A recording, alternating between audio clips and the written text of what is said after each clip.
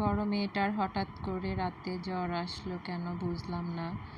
ও আসলে এত দুষ্টামি করে, দেখা যায় গোসল করতে গেলে অনেকক্ষণ পানিতে বসে থাকে, যার কারণে ওর আসলে জ্বরটা মনে হয় এসেছে।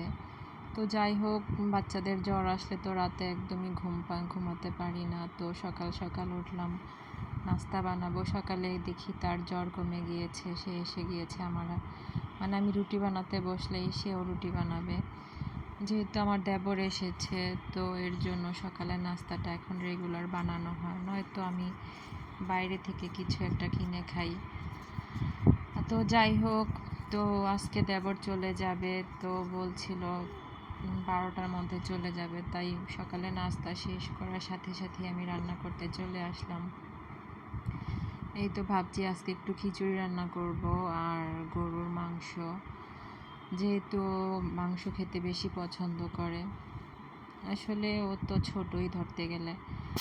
আমার যখন বিয়ে হয় তো অনেক ছোট ছিল, এখন তো অনেক লম্বা হয়ে গিয়েছে, কিন্তু আসলে অনেক সহজ সরল।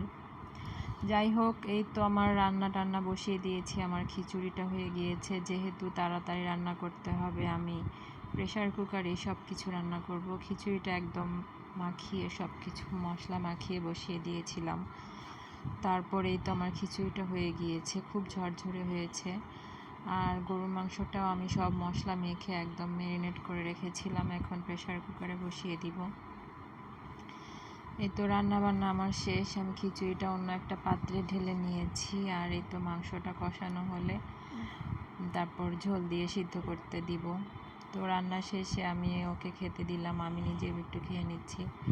এখন তো আমার দেবর চলে যাচ্ছে। আরিশার তো মন খুব খারাপ, কেউ এসে চলে গেলেই তো তার কান্না শুরু হয়ে যায়। কয়েকদিন আগে নানু চলে গেল, এখন তার চাচা চলে গেল, তার মন খুবই খারাপ।